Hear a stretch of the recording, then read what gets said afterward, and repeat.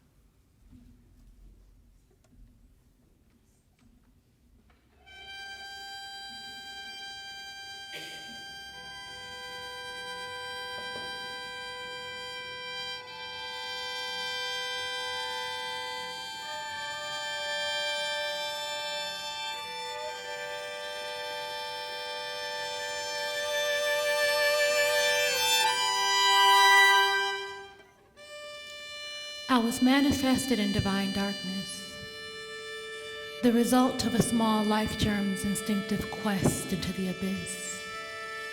Its sole purpose was to create my life, marking the exact moment in time I came into existence so that I can just be. My purpose has yet to be known to me. Every moment that passes is solely meant for me to manifest all the pieces of me that I will need to become a reality. My ability to perceive has been ingrained in my DNA since the day I was conceived. Keen senses allow me to pick up on my surrounding vibrations automatically, also that I can just be. My heart beats to the rhythm of the universe that surrounds me. While I have yet to walk and while I have yet to talk, don't ever for a moment underestimate me. For I will exemplify and personify traits passed on to me from ancestors that have lived and died centuries before there was even a thought of me, also that I can just be. But why now, with all the modern technology, am I only now an endangered species? Is there something in the water that my mother drinks, or the food that she eats, or the fact that she works long hours trying to secure a safe place for me to sleep? Or is it the fact that no matter where she goes, in a country that has never quite felt like her home, she never fully feels at ease, or her soul is not quite so easily deceived, but she presses on so that I could just be. But now the manifestation of my actual existence has been prematurely met with resistance. The womb in which I am growing in has been strained from injustices from this very society. Branded by the blood of our ancestors, she walks in a constant state of duress and stress that she cannot quite touch with her hands, but weighs on every fiber of her being on a cellular level, microscopically. But the weight is getting heavy, heavier by the day. Heavy like an albatross around her neck, like shackles around her feet, controlling her steps in a world that can't quite understand her pain, so they simply act as if they are not aware. She strives to not only live but succeed in a society that does not understand her day-to-day struggles, so they simply act as if they are not aware, but she presses on so that I could just be.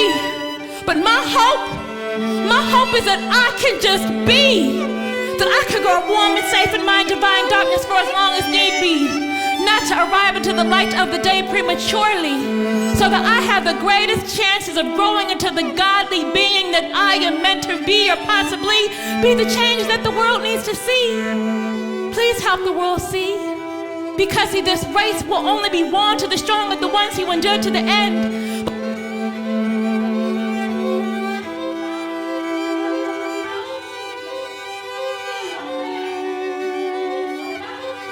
So we can be whole again, because we were never the force of a man from the beginning, no longer a need to pretend. So please help us and save me.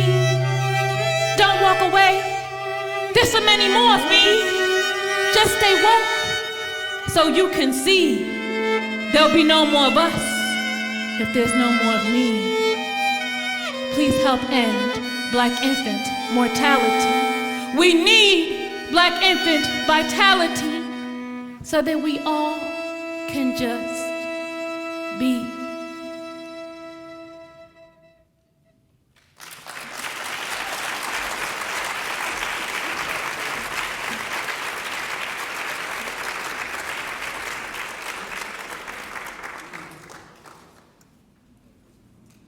Life happens in context.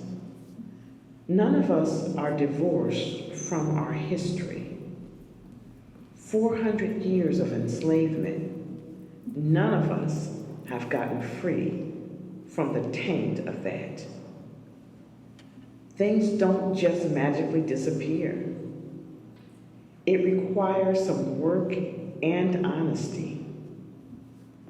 Honesty is so acutely important to our wholeness, to our wellness as individuals, as smaller communities of people, and as a nation. That honesty of our history and what it has created, bad, good, neutral, beautiful, and whatever it is really important for us to understand the context. Context makes a huge difference.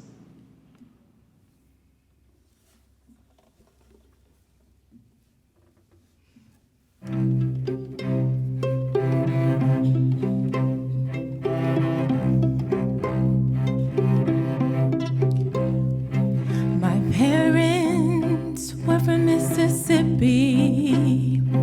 They came up during the Great Migration in search of economic dignity and community to help them thrive.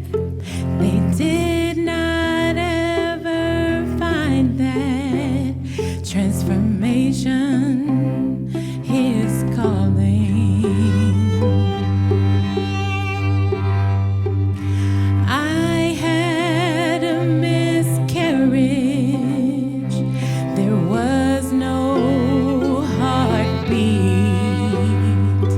I had to deliver the baby, just crying and kept crying, out of body, watching myself.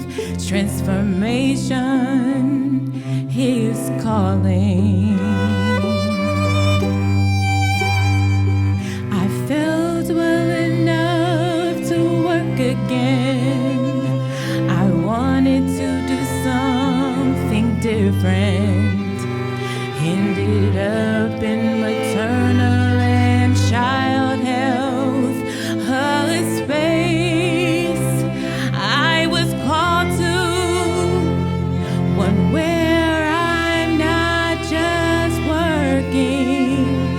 Transformation is calling.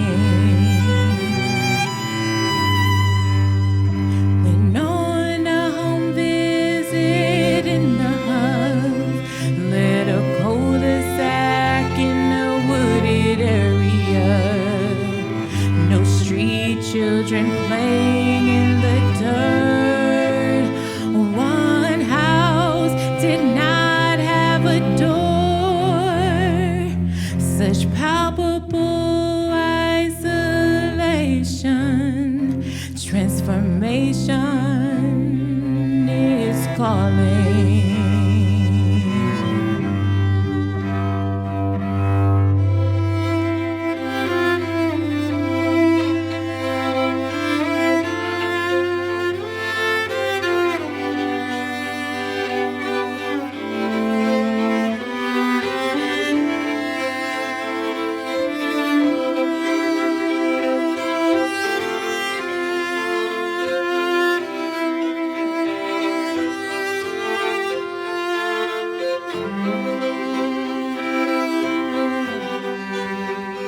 My husband and I wanted to be parents and create a space for life to thrive. It is a journey, the opportunity to change a life is a powerful thing. Transformation is calling. Transformation is calling. Transformation is calling.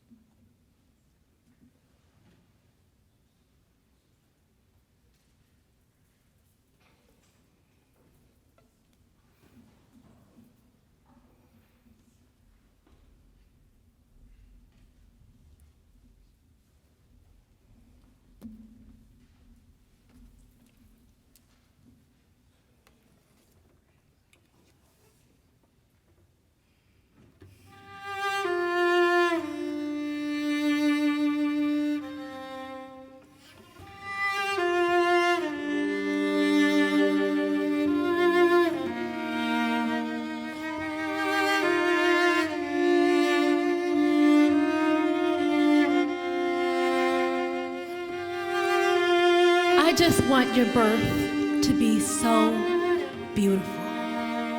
So beautiful it stays ingrained in my mind forever. Every moment of how it unfolds, written on the tablets of my soul, as a story to be told to future generations that we have yet to have and yet to behold. So beautiful that they smile and beam at the tale we will tell of how you came to be, the continuation of our infinity. So beautiful that I can feel my ancestors surrounding me like they do in my dreams, comforting me, breathing with me. Reciprocity for the 400 years they were forced to hand over their babies, guiding me through the manifestation of your most miraculous conception. As you release yourself from my womb, I pray for you the most divine protection, and for my divine protection. For as beautiful as I want it to be, I cannot ignore the fears that come over me, comprehending that because I am black in this country, I am 3 to 5 times more likely to die transitioning from this life. Childbirth is meant to bring forth life, not cut short my life. How do I not mind what's in my mind in the matter of my black life? Doesn't it even matter at all? I'm so tired of waiting for us to advance past this. Tragedy still looms for me despite all the medical advancements. Black women's chances of survival after childbirth has worsened, all while decades passes, all while technology advances. But advancements in tech does not equal advancement in mindset, because technology doesn't matter when the system is racist. See, when I speak, my voice is not always heard. Deaf ears meet my words if I express my concern. Medical systems share fallacies about my body that I did not earn, as if somehow the endings of my nerves do not quite feel pain the same as a white woman my same name, weight, height, and age. How could I not be filled with rage that somebody else thinks they know how I feel better than me? Can they not see my tears or hear my screams? I feel like this is a tragic repetition of history. Black women's bodies have endured ignored mutilation historically. I am speaking of the man they call the father of gynecology. I watched the world praise a man that tried to destroy me. So torturing this black body is worth celebrating? And ironically, as we realize the threatening of the black woman's existence, realize that without a black woman there would hardly be any human existence. Almost all lives are derived from Eve's divine, the creative form, but just like so many other things, it is swept under the rug and ignored, as are many of the wayward ways of this society. There's never any rest for the sick, the pregnant, or the weary. Working non-stop almost up to the day I have my baby, this disregard for the creation of human life is insanity. As is the time frame they feel is all the time I need for my body to heal. Then just like that, I'm back to working non-stop like I'm in a modern-day cotton field with time for ignoring is over. The demands have been placed and we will not wait for power to concede. Our ancestors have called out to us and we are duty-bound to take heed. They have whispered into our souls, reminded us of what we must do. We have within us the ability to heal us, and they'll be right there to guide us through, back to the place where birth is beautiful again, the way it was always meant to be, where I am seen, and I am loved, and I am valued, and I am heard, while I grow this beautiful life that is inside of me, where my community surrounds me, vows to keep us safe and sound. And if anyone tries to bring harm our way, the strength in our voices will break the barriers of sound. They can try to ignore some of us, but they can't ignore all of us. Unity is not an option. Unity is a must. We must come together so I can live. There'll be no more black babies if I don't exist. Black women dying should not be trending, but we're so close. I can see an ending.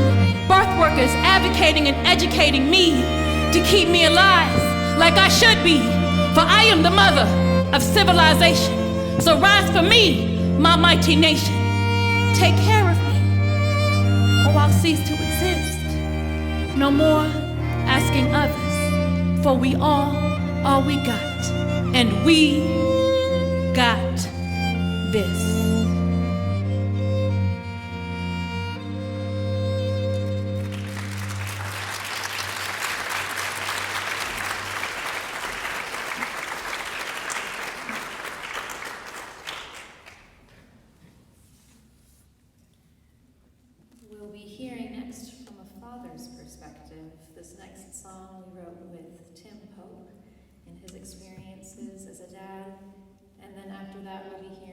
from the perspective of Brittany Pope, a husband and wife pair, of her own experiences as a mother. And then from there we'll hear from Toshiba Oliver in one of her experiences of giving birth.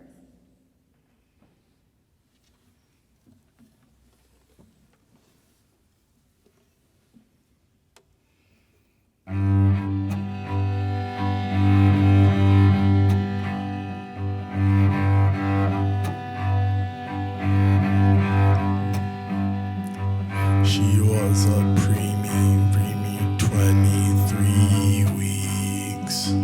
I thought we'd be in the hospital for 2 weeks, but watched our baby grow in a box for 4 months. I'm a dad, got this whole human being right here, and it's a beautiful process, but we knew what the expectations could be.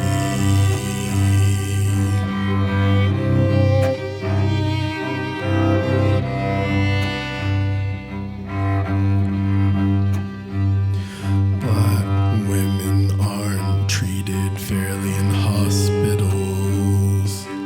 That wasn't gonna happen to my wife. I learned how to advocate for them, be a voice of what we did and didn't want. No stones left unturned when it came to their health. We knew what the expectations could be.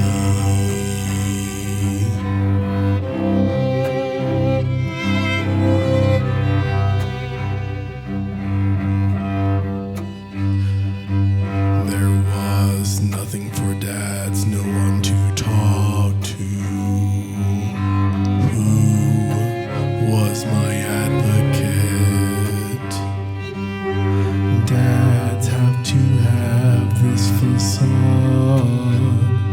They say you shouldn't talk about it. They say you shouldn't cry. We knew what the expectations could be.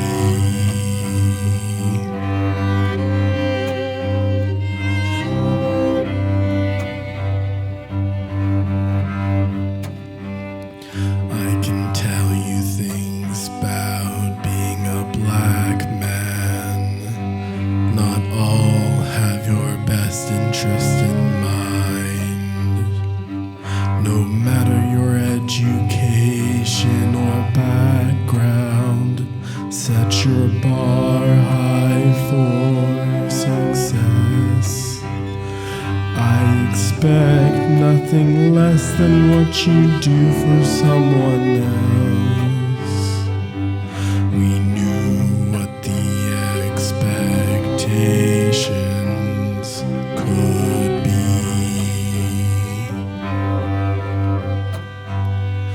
We knew what the expectations could be.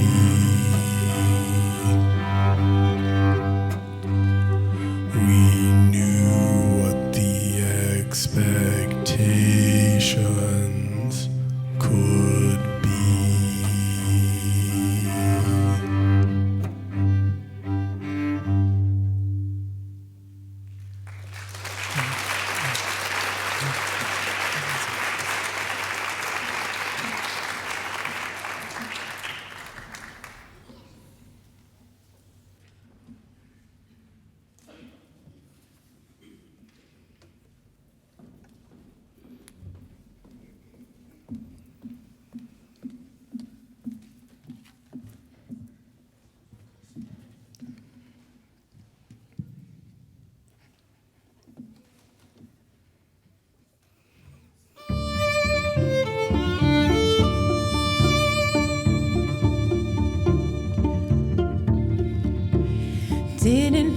to birth this baby at 23 weeks.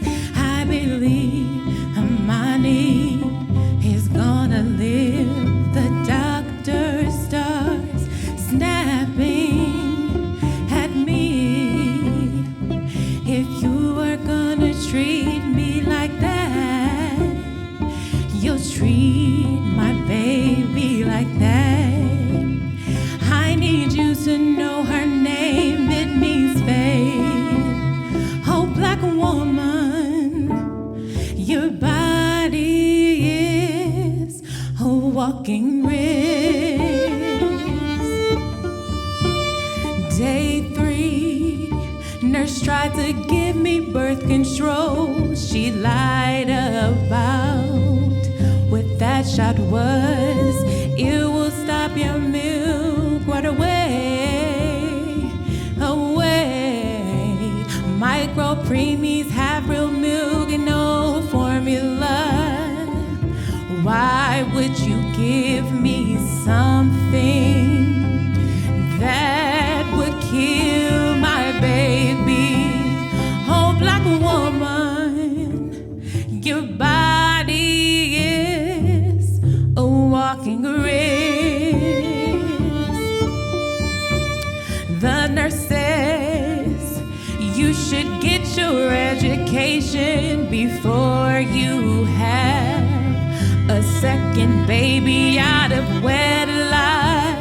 As a teenage mom, but I'm married 25 and I have 2 health degrees. But would I deserve it if not? I can't take off my ring. Oh, black woman, your body is a walking wrist. 20 hours a day, I watched it through a box. I see somebody's arms in her crib. You don't have on a gown or gloves or mask.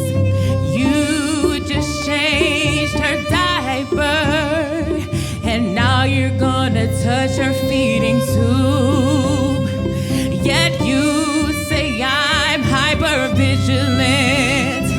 Yet you say I'm hypervigilant. Oh, black woman, is your body such a walking wrist? 2 years later, work is still wild and hostile. We thought we were gonna lose a lease. I told the doctors my story. They listened. Remember when you spoke up for Imani? You have now spoken up for Elise. My body did not fail my children. My body did not fail my children. My body did not fail my children. Oh, black woman, your body is not a walking risk. Oh, black woman, your body is not a walking risk. Oh, black woman, your body is not a walking risk. Oh, black woman, your body is not a walking risk.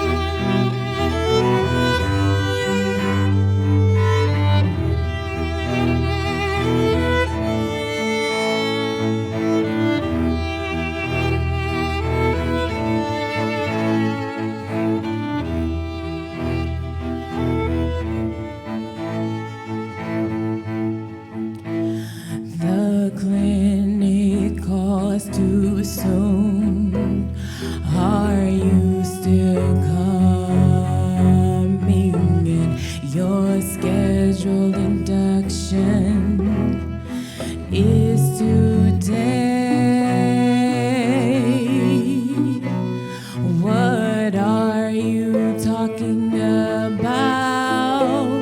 That's not what my doc said. I take a couple breaths.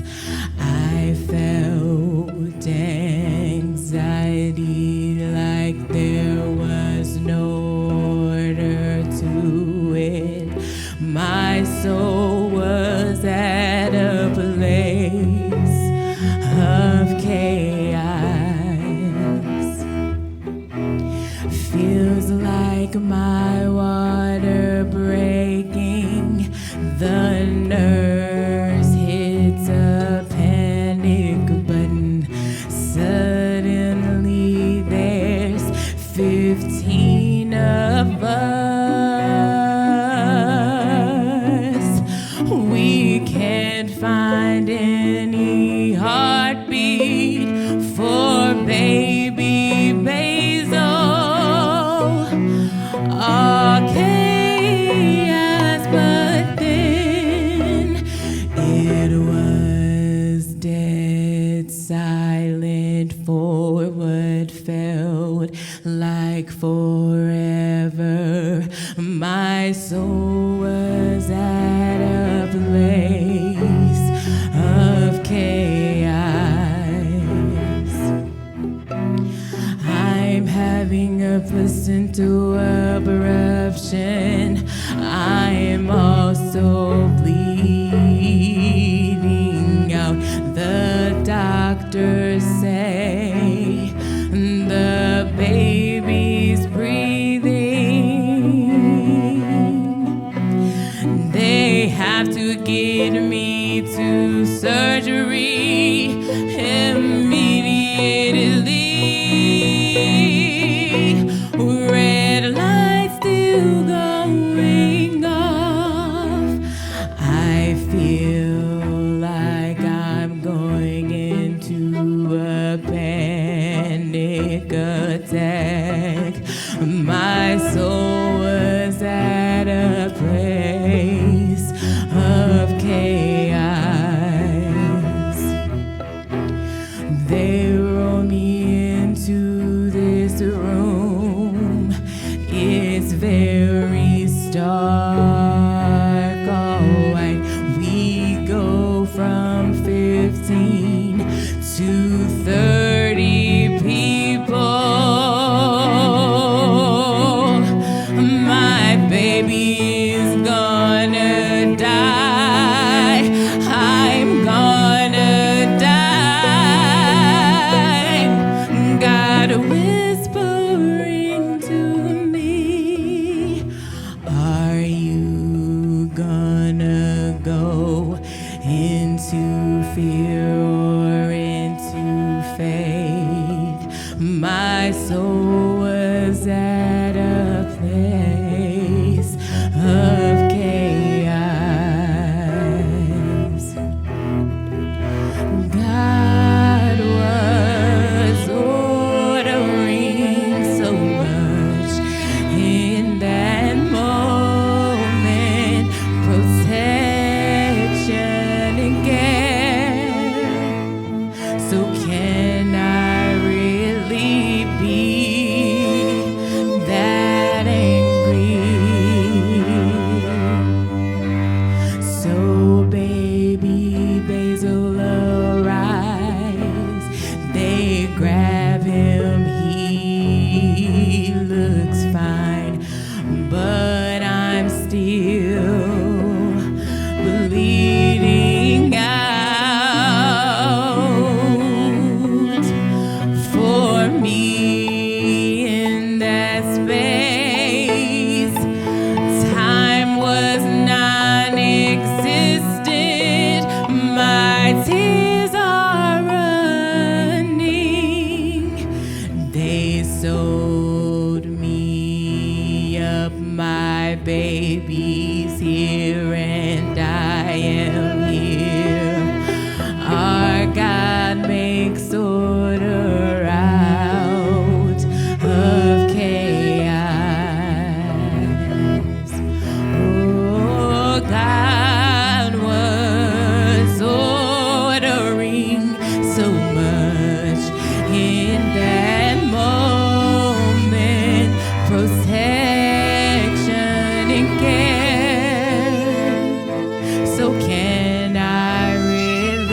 be that angry.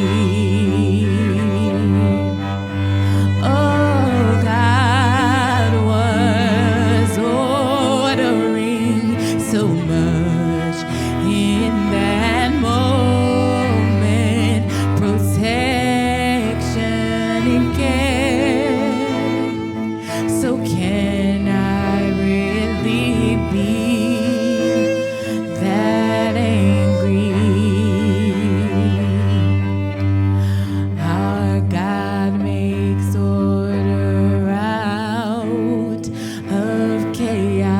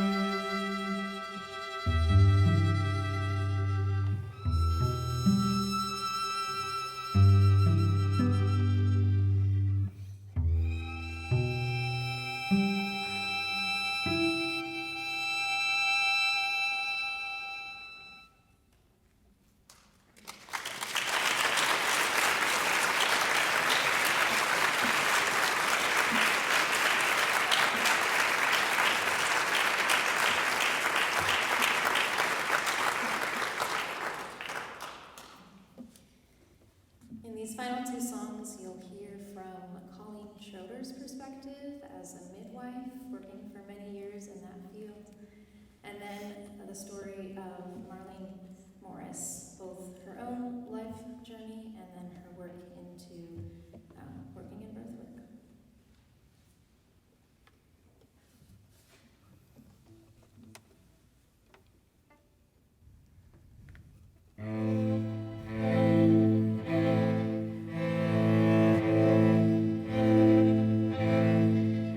New Year's Eve and intended home birth.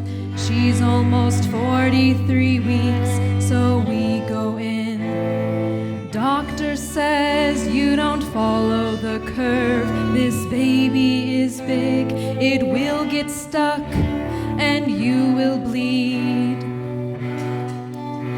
This leads to mortality for you people. The doctor was pushing blame back to the mom, using fear to push for a C-section. This is your fault, not our fault. The dead baby card is used as a game. No one's ever heard. That's the biggest thing in our system. What you look like can change your care. Black moms are dismissed. Sitting there with mom, dad, and grandmas. 600 births as a midwife, no deaths. I say this baby is large, but you can do this unless you tell me otherwise. 4 hours, 2 pushes, no tears. She birthed that baby. No one's ever heard. That's the biggest thing in our system. What you look like can change your care. Black moms are dismissed. She would have been coerced into surgery.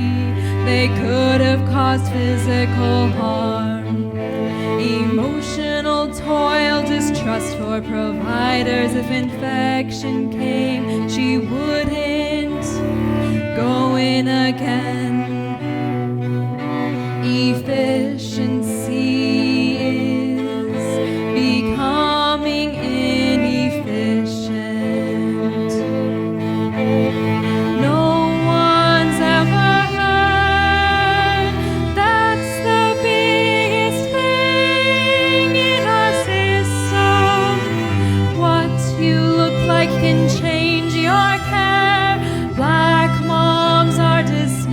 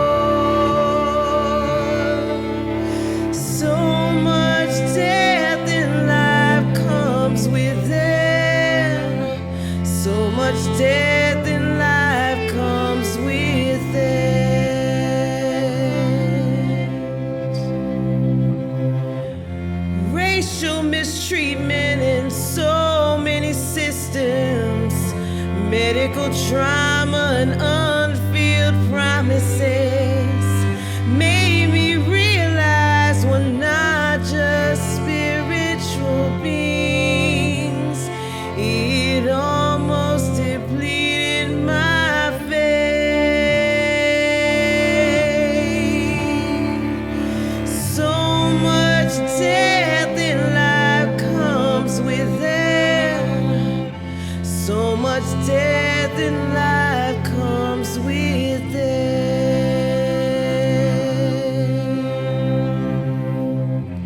Disability led me to empower, and the door flew open for birth work. I was empowered by the sisterhood of birthing beautiful communities.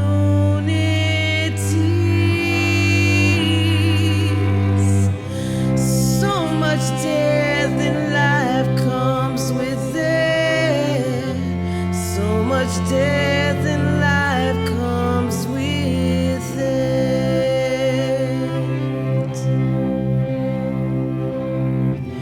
Feels like I'm fighting for every black mother. Why is she afraid to touch me? And why won't they help me? Am I not human? Do they not see? Do they not see? Do they not see their mother, sister, daughter in me? I started a Black Birth Collective, building the family structure again, pushing women to embrace their bodies and the power God created within.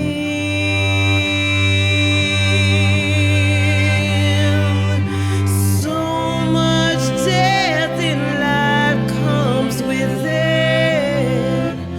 So much death in life comes with it.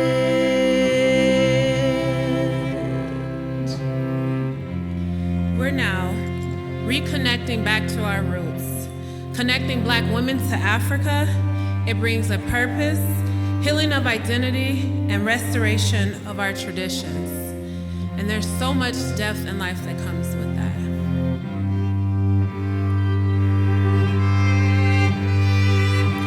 So much death in life comes with it. So much death in life comes with it. So much death.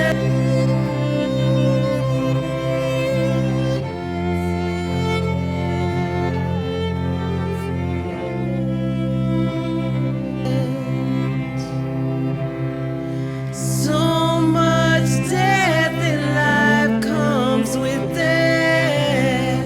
So much death in life comes with it.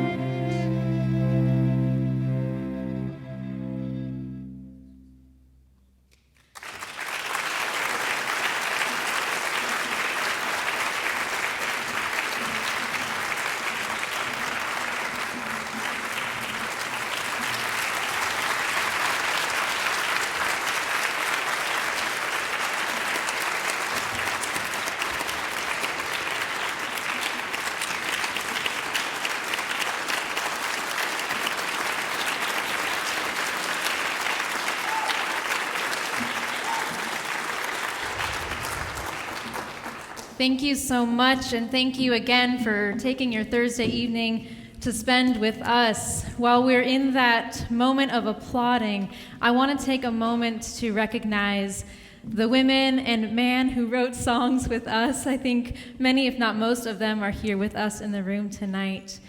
So if I could have the audience lights up just a little bit so we can see and find one another. Thank you. If Marie Jones is in the house, you heard her song first. Oh, all the way over here. Yes. Marie, thank you so much.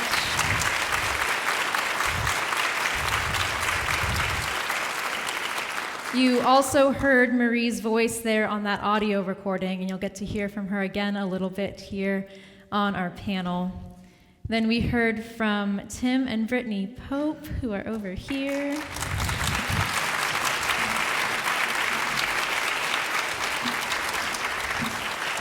Thank you both. And I just have to say, it's amazing when you have a chance to sit with people and hear their stories, and then also look at the time that's passed and where they are today. We were writing these songs with Tim and Brittany sitting in their living room, and their beautiful daughters kept popping their heads in and out, because they're now, what, like 10? 9 and 12. Wow. So, yeah, we can clap for that. And it's just beautiful to see how they've grown and what beautiful girls they are. So that was a treat. And then we heard from Toshiba Oliver. I don't know if Toshiba, there she is. Thank you, Toshiba. Thank you. And similarly, as we were writing Toshiba's song with her, we were holding baby Basil. And it was just the sweetest thing. And I can't believe how big he is now a year later. He's like running around. He's so big. I don't know how I feel about that. And then, did Colleen make it out tonight? Is Colleen here? Yeah, Colleen.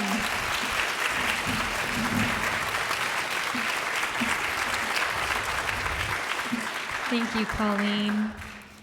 And then Marlene was just up here. Marlene Morris, yes.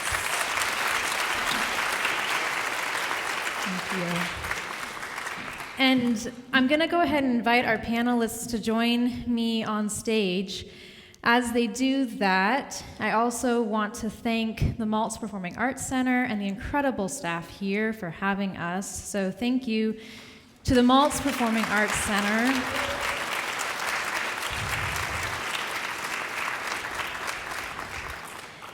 And I'm going to let the panelists introduce themselves after they are up here on stage.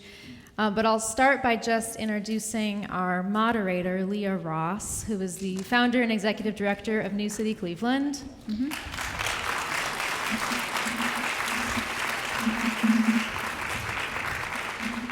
And all of these men and women are doing incredible work, as are some of the songwriters whose stories you heard who aren't on the panel tonight. So I just want to encourage you to look up these organizations, learn a little more, follow somebody or a dozen on Instagram, and you can find a lot of links towards that end on Renovare's website. If you found that QR code in the program, at the bottom of that page that has the lyrics as well to tonight's songs, you can find a whole host of links to help you get more connected and continue on this journey. So I think most of our panelists are close, if not up here, and I will be turning it over to you, Leah. Do you want a music stand, Leah, for your questions?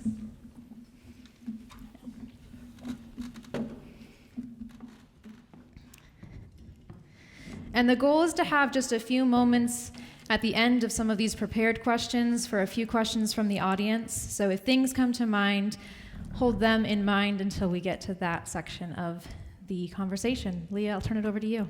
Okay, thank you so much. Good evening, everyone. Thank you again for making time to share from your stories and your experience this evening. Ladies and gentlemen, we're in for a lovely treat.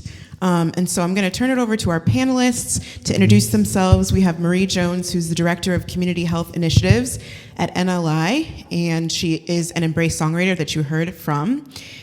We are also welcoming this evening Angela Newman-White, who is the Executive Director of First Year Cleveland, Brittany Pope and Tim Pope, who you heard from as Embrace Songwriters, and Trevelle Harp, who is the Executive Director of NLI. We have a lovely panel this evening. If you would just go ahead and we'll go through, you can introduce yourselves a little more, tell us a little bit more about your work, and then we'll dive into our questions. I guess everybody's staring at me, so I'll start off. So my name is Trevelle Harp, the Executive Director of Neighborhood Leadership Institute. Our slogan basically is invest in people, develop leaders, transform community. We believe that when you invest in people, you get the best that community has to offer. My work has always been amongst people.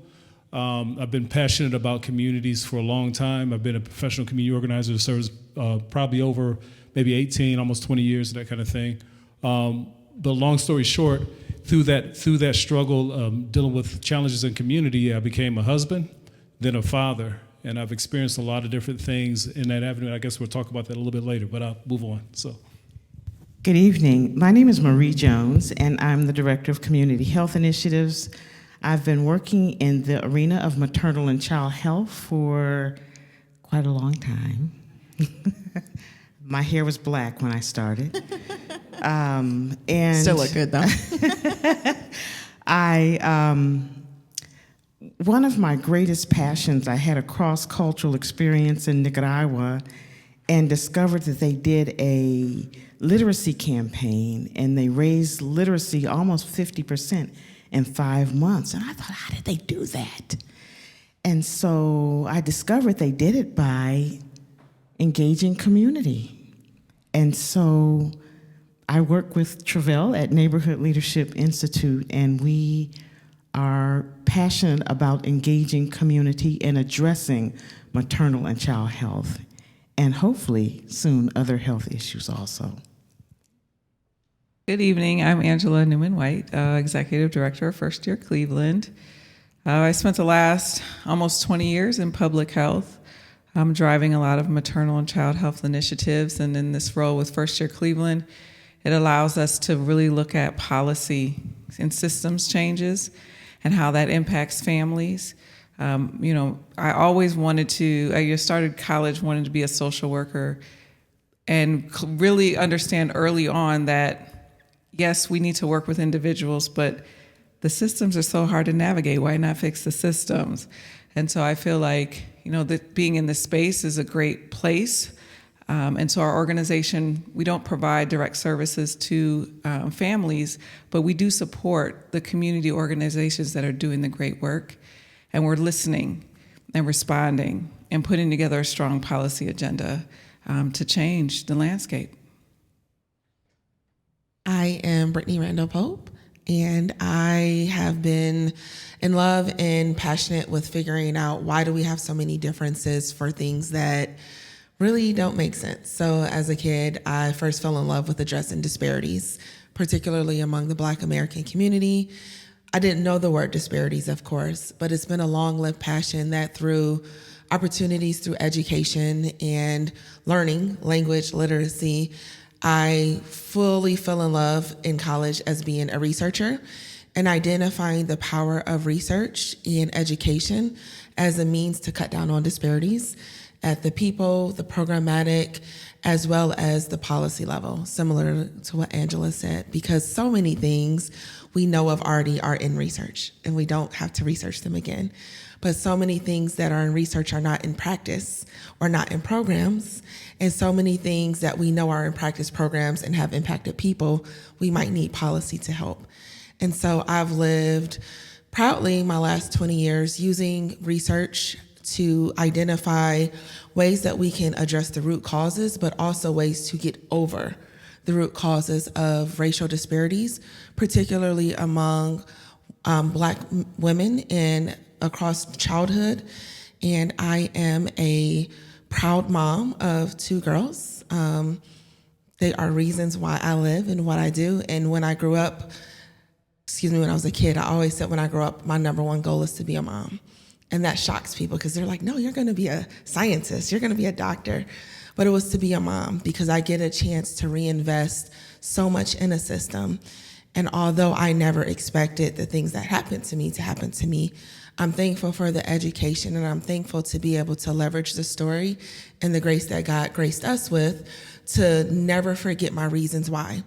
So although I lead out a research institute at a local mental health organization, I'm most proud to say that I am these girls' moms who've survived to be from 23 weeks to 12 and 5'5". They didn't want to come, otherwise you all would have saw them.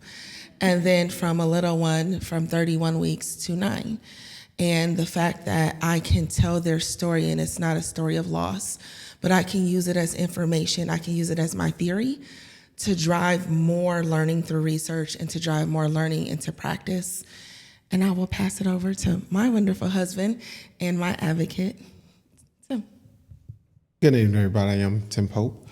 I have been in the education field for the last 15 years.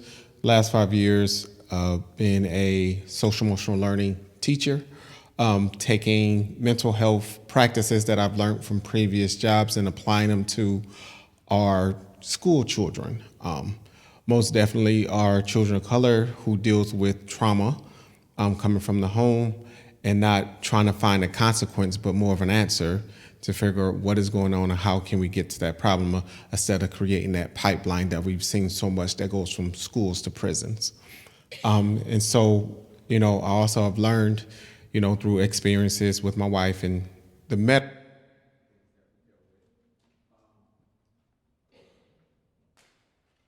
I can talk loud too. Being an advocate for her when she could not speak, and when she could not advocate for herself, and understanding that, not in a sexist sort of way, but this is my wife, I'm her protector, and you're going to hear us, not just me, but I'm going to speak for her as well. And so I still look forward to learning and growing more, to get better, to make sure that these I call them injustices because that's what they are, does not happen to our women of color in the medical places that they're supposed to feel protected. Thank you so much. I'm gonna scoot up here so I can see all y'all's beautiful faces. So I also should introduce myself. My name is Leah Ross. I'm Executive Director of New City Cleveland and work also as a doula with our motherhood program, Mama Strong. And so I'm right there with you guys as far as like the passion for birth work, for advocating for equal experiences for Black women in birth spaces and empowering experiences as well. So I think this is really beautiful. I would love for a couple of people to be willing to share a little bit about the history of obstetrics in the United States and how it relates to race. And so how did we get here in this conversation? We heard comments throughout the songs of these inequities and the disparities, and even through our poem of this so-called father of gynecology. So I would love for a couple of you to maybe just unpack a little bit of those points of how we got here as it relates to race. It is loaded. I mean, we know that Black women have been tortured and practiced on by physicians for the past 400 years. So a lot of the obstetrics and gynecology really came from someone who essentially just practiced, right? Torturing women to see if maybe this is something we should do, doing deliveries or C-sections without any anesthesia, like just testing pain limits. We know that our medical field of training still in some of the schools has the eugenics model that perpetuates all these false narratives around the experiences, the tolerance levels for Black patients, and trying to identify like biological differences when there really is no biological difference between Black and white individuals. There's a clear difference between the experience.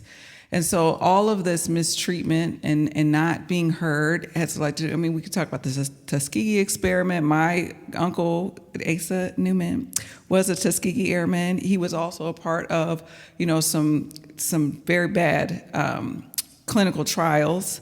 And I just think about where we are now when we say to families, you just go to the doctor and you're gonna be okay.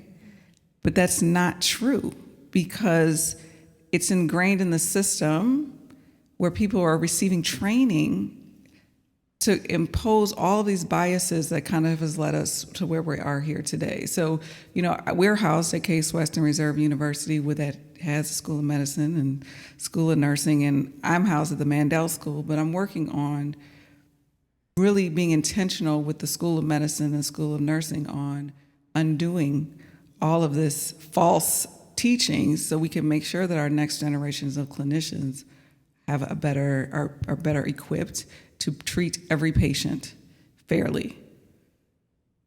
I think there is, even before the medical system, it was even before we decided, 1776 to put together these documents, put together the Great American Experiment, where we decided to co-modify a Black woman's body. And so we decided to say, well, what are we going to do with these folks that we enslaved? What happens when, for example, myself were to have a baby? Well, we all know biologically, women, females, you're born with all the eggs that you'll ever have. So all the seeds you can carry.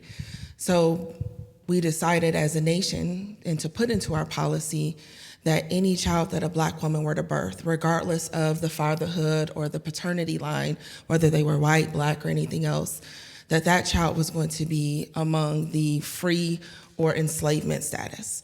And so right then and there is when we started the commodification of looking at Black women's pregnancies, Black women's reproductive rights, and then a Black child being born as not a life being born, but another tool for us to make money from another thing for us to call chattel or something to be owned.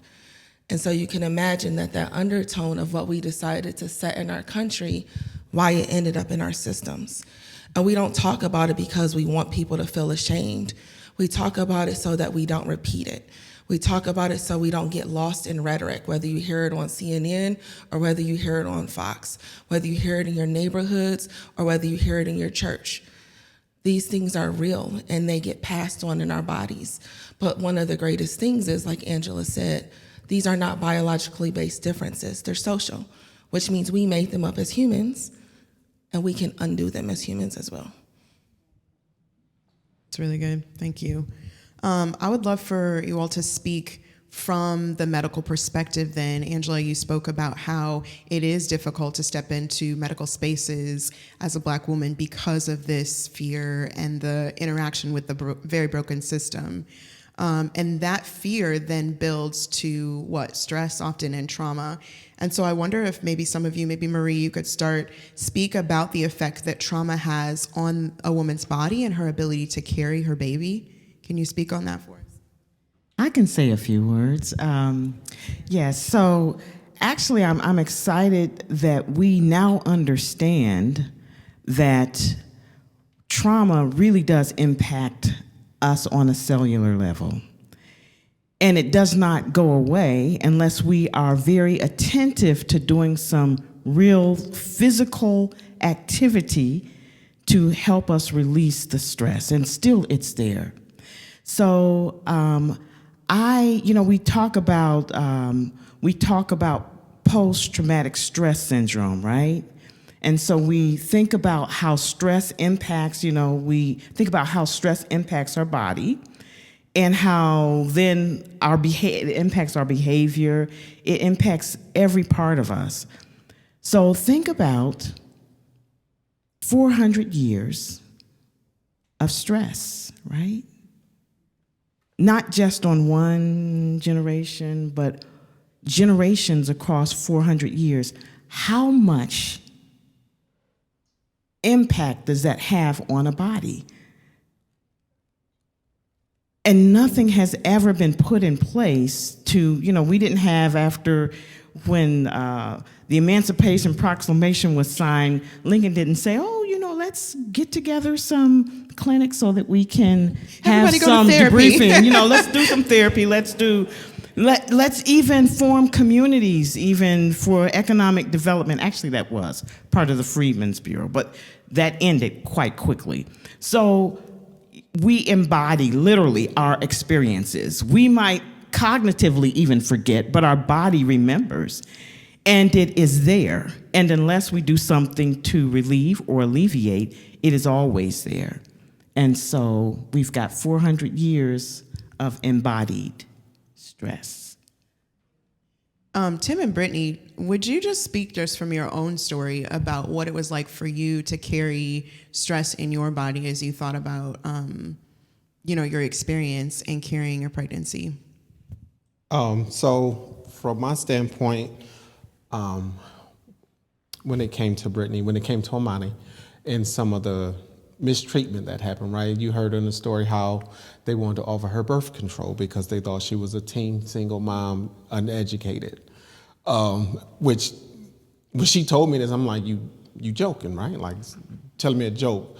And it was just mind-boggling that you made this outrageous assumption based off of because she looks younger, right?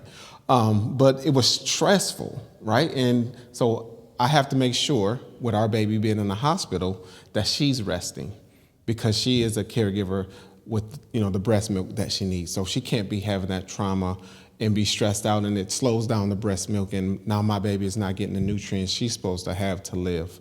And it took me learning, right? Because, I was a first-time dad. And have you heard of my story? She was born at 23 weeks, and I promised I thought she was coming home in about 2 or 3 weeks. Like, it's okay. She's going to come on home. So it took me learning on the fly, though, not just for my baby, but also for my wife. Because if I didn't speak up, if I didn't advocate, it was going to be more stress and more trauma put on her, which will reflect on my child. And so I had to be a bigger voice. And I wasn't speaking for myself, right? Because I have points where, as a dad, I needed to talk as well for things that I needed that was not available for me there. But I had to get over that, because I'm like, the bigger picture is that, my wife needs to be taken care of in this place where she should feel protected every single day, from, the right medicines to the right food, right? Don't tell her she can't eat. She needs to eat. Figure it out. Call down to the kitchen or order something. It was those simple things that most might not say, because they might just say, okay, well, let's figure it out. No, I need you to figure it out, because this is your job. Because what would you do if it was somebody of higher class, or a different skin tone, or a different race? What would you do with those people? Would you go out of your way? Well, guess what? We need those same expectations. I don't set my bars low. I set my bars high, and you're going to treat us just like you treat everybody else, with those same rights that they're supposed to get. So just being very cognizant and intentional with her trauma and how it affected her, and doing what I could on my end to kind of just minimize that as much as possible. And so you all heard some of my story with both my daughters. So my first daughter, some of the environmental stress, some of it is, just family things, but me directly, particularly, the brain has a beautiful way of blocking things out, which is great and fine. I teach on the brain all the time. It works to protect you. But some years later, and through therapy, I was able to just release some things and be able to pinpoint and say, oh yeah, I forgot that I was in HR every other week because I was dealing with ageism and racism. Oh yeah, duh, I forgot that my PI was moving from UH in Case to Cleveland Clinic, and I'm 4.5 months pregnant, and if I leave Case, I don't have paid leave, and I'm 25, and I just got married, and how are we gonna pay for this? And I'm trying to be responsible, and except I couldn't tell that in my body, because unfortunately, some of my experiences of social, epigenetic, and other stressors and trauma from childhood had me already at a state of, this is life. I have to be twice as good. I have to work twice as hard. It didn't matter that I was a double alumna of a top 50 school. Okay, my alma mater has to do better. We were top 30 back then, but that's okay. It didn't matter that I had been doing research on pregnancy since I was 18. It didn't matter that I was an assistant director, that I had the rings on my finger, that I was married, that I had insurance, that my mama was in the room with me. And it's just that these things were gonna be so pervasive that someone thought that they were gonna offer me Depo-Provera, which is an injectable birth control. And so what gets frustrating is I don't say all of those things about myself as clout or pats on the back. My grandparents do that. The degrees are on their shelves. I say that because I had all of these protective factors and then some, and I still was among the population that's at the greatest amount of risk. And sometimes because the racial-related stress, and for Black women, the racial and gender-related stress, or what we call misogynoir, it was amplified even more so in my workspaces. And so fast forward to my second child, where I did speak up. And at about 18 weeks, I said, hey, what happens if it gets wild at work? Can I ask to be put on a different kind of leave? I'll eat up my FMLA early. And my doctor was like, Britt, you know that stress doesn't cause preterm labor? No. Are you kidding? And I said, huh? Wait, here I am doing research. Oh my gosh, perhaps I don't know, right? So fast forward, through the pregnancy. I was able to hold my daughter on bed rest at home, uneventful, until I got a harassment call from work. And within 24 hours, my water broke early and landed me in the hospital. So when we talk about stress, we're not just talking about, oh my goodness, like I was super stressed about something every day. And I'm not gonna ever discount anyone's stress. We're talking about stress that's so insurmountable where your body is like, girl, you ain't gonna do it for us, I'ma freeze. And the part in my song where it says, my body didn't feel me. For so many years, I was like, oh my gosh, I couldn't even do what I was naturally meant to do. Well, but my body got itself out because it said, well, you under so much stress. I'm trying to keep you alive and these two girls that you're carrying 2 separate times. But the body and the brain should never have to work that hard to protect itself. There's other spaces, you know how you play Monopoly, like we pass go too many times. And so when we're talking about stress, we're talking about epigenetically in your genes. It's in my eggs, it's in my kids' genes. We're talking about societally, we're talking about in the workplace. And we also have to have better conversations. To be fair, I don't think my doctor would say that now. She's not my doctor now. But we have to have these conversations where we train folks that stress, it does do things. Stress touches hormones.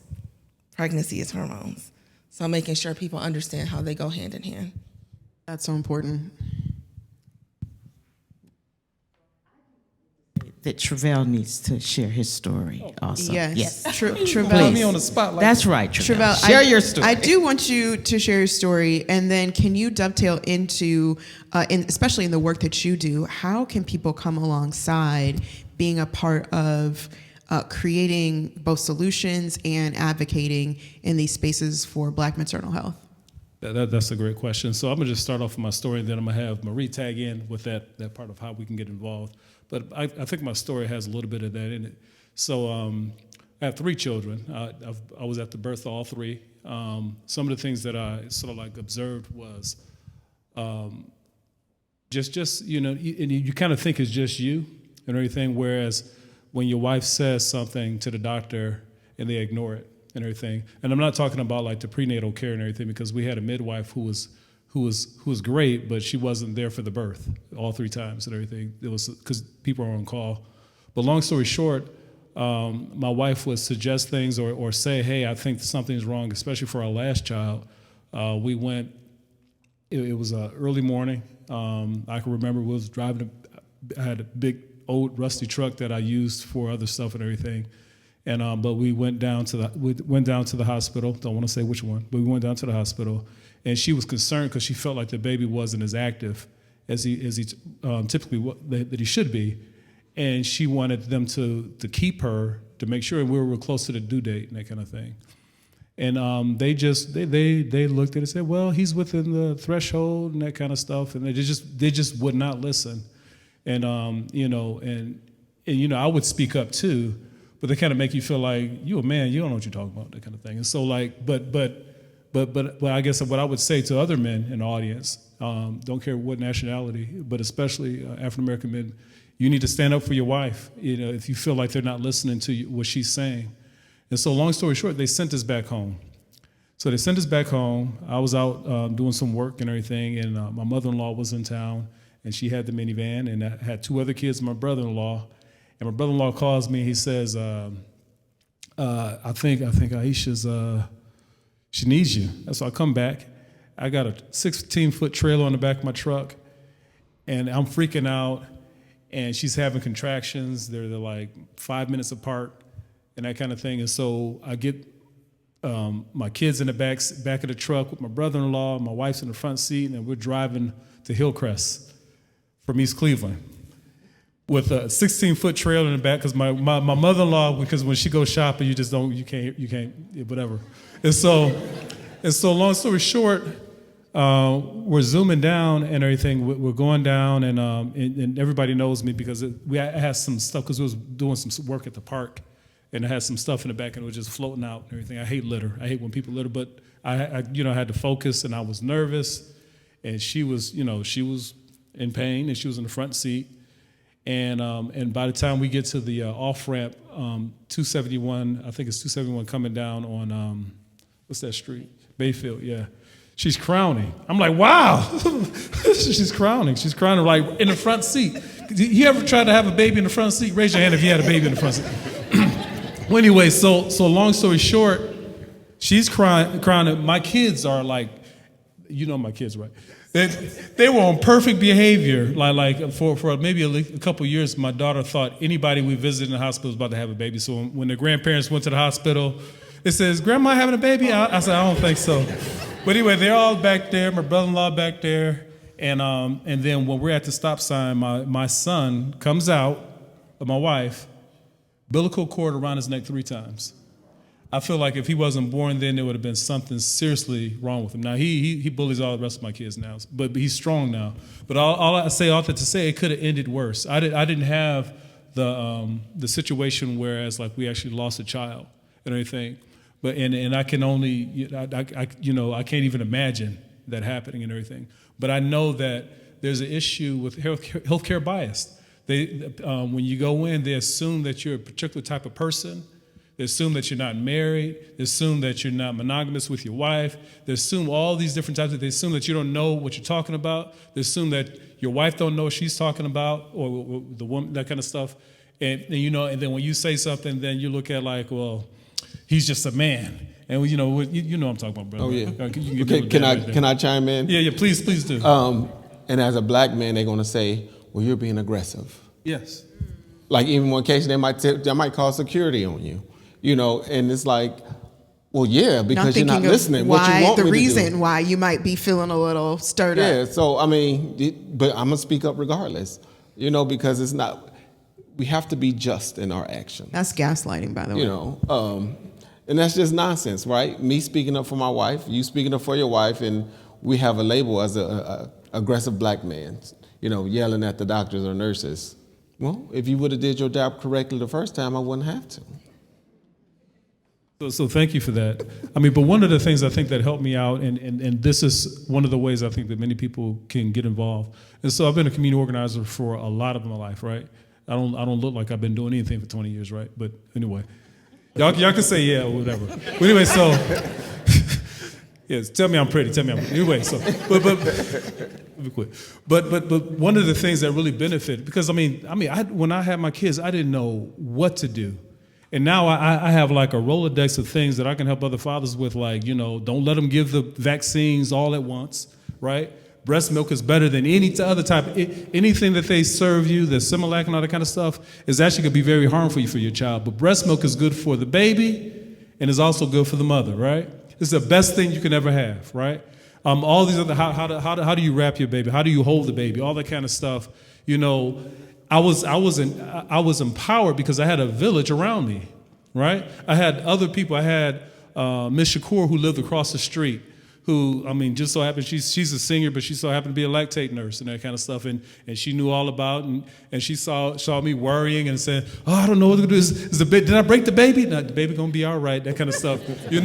But having that community around. And so when I came to NLI, I can't say that this work is because of me, because Maria and Nailah's been doing this work long before I got here, right? And they still doing the work, and I just watch, and they invite me occasionally. But what I really admire about NLI and some of the work that we've done, even with First Year Cleveland and some of the other groups and everything, is that using community organizing as a tool to organize people around supporting mothers, families, expecting mothers, fathers, families in general. Because one of the things that I was shocked to hear, because one, I thought this was an isolated situation. I thought they just didn't like me, but it's actually a systemic thing. That's number one.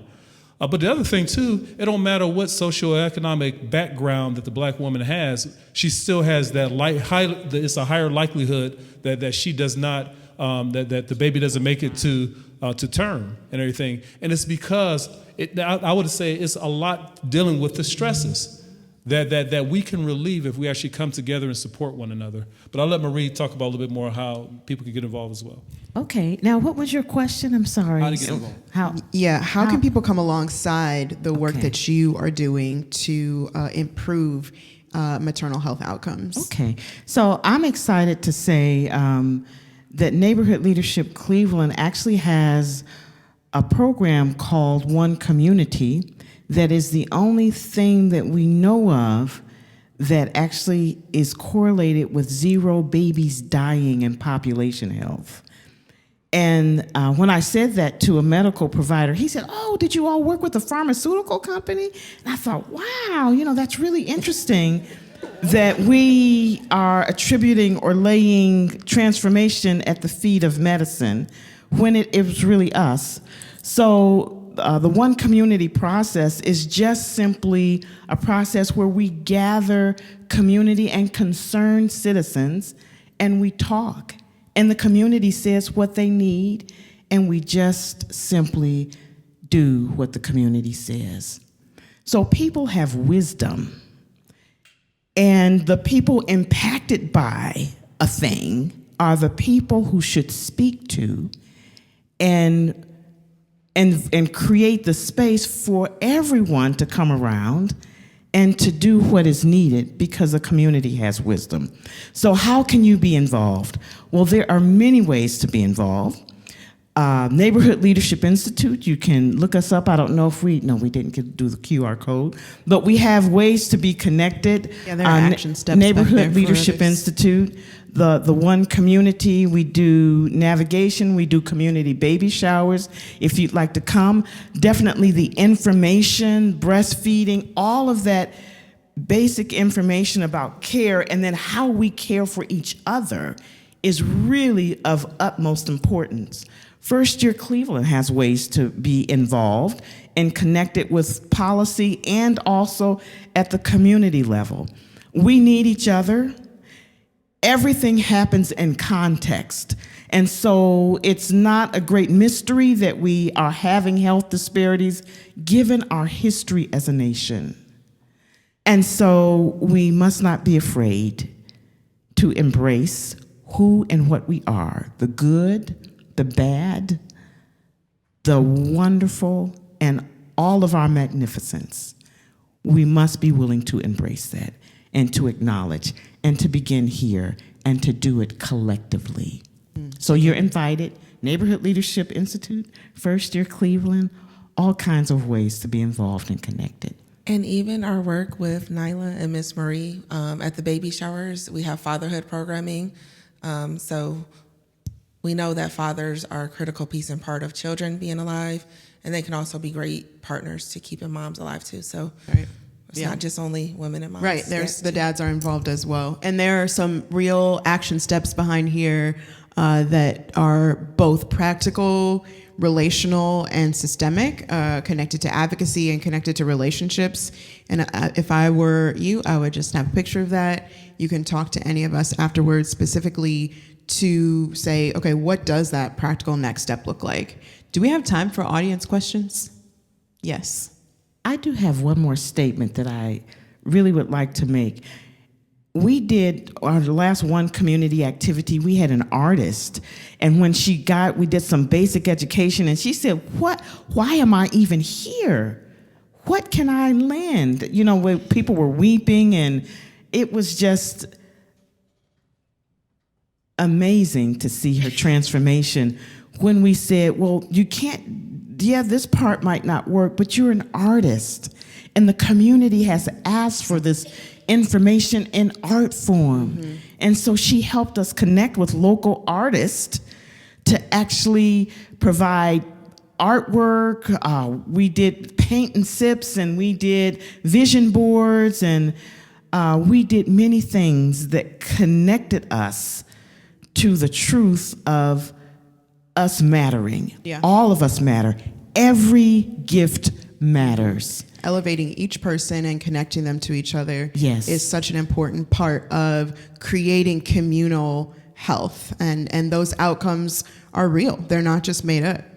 I would love to put it out to the audience. We have time for just maybe a couple of questions. So if you have a question, if you have a curiosity about someone's story or how to get involved, now's the time.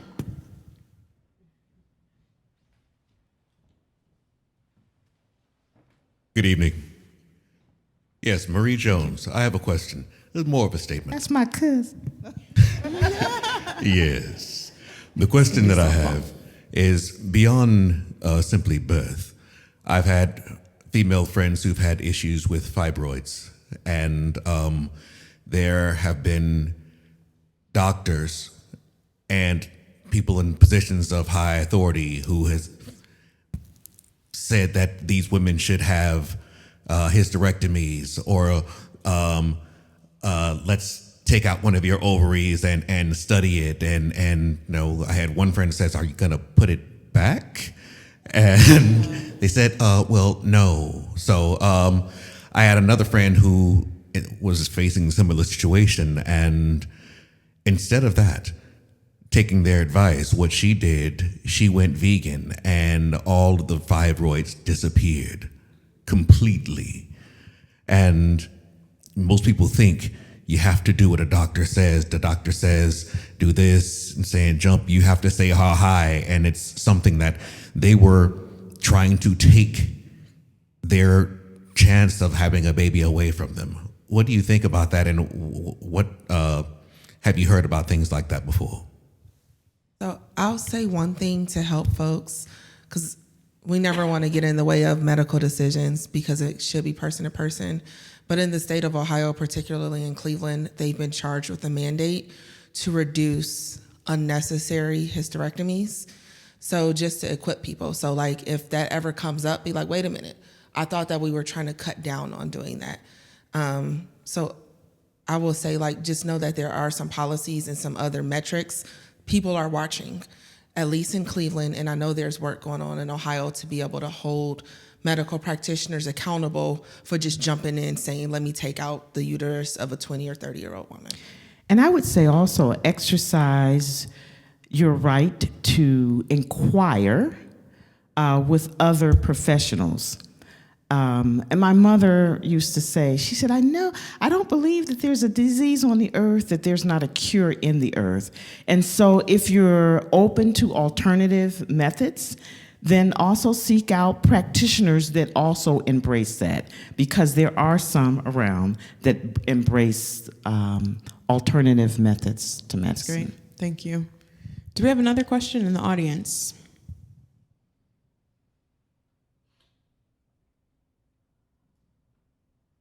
Yes, over here.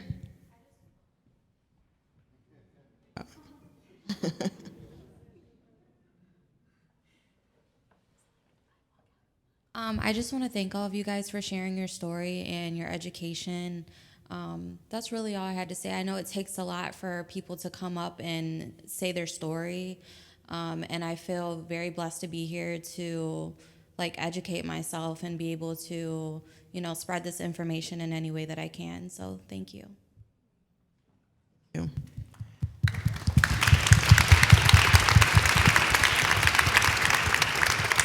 I would love to, Angela, can I give you the last word? I know when we were on the Zoom call preparing, you had a really practical way for people to just do a next step on advocacy. So I just want to make sure that you get a chance to shine in that. Well, and we're coming off of an interesting election time.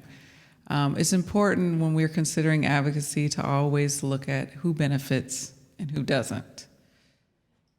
Each of us has privilege, whether it's by our gender, our race, our education, where we live. You have to consider how your privilege can play into benefiting more people.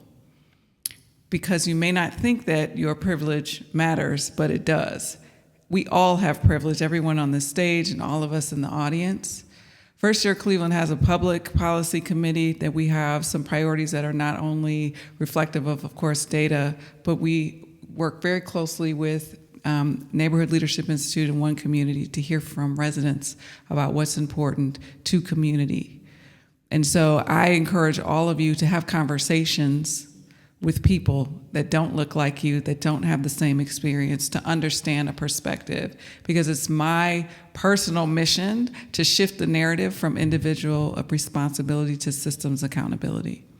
And so just think, when you're passing judgment, just ask yourself 5 times, but why? Why didn't she go to the doctor? Why didn't she eat healthy? Why didn't all these things, when we want to pass judgment, there is a policy opportunity at the root of that. And so question those pieces. So you can subscribe on our website, on our newsletters, and you can get information about all the opportunities to engage in our policy and advocacy work. We host quarterly meetings where anyone can come, and we focused on the why. Our meetings are always focused on one topic about why. What are the contributing factors to infant vitality? We're talking about Black joy, Black life, and how can we see more of that, and what's our responsibility in that place? Thank you so much. I just want to express my deep gratitude to each one of you for your stories, for the work that you're doing, for the places that you're standing in, not only bearing your story, but advocating for the stories of others. So thank you very much for being a part of our panel.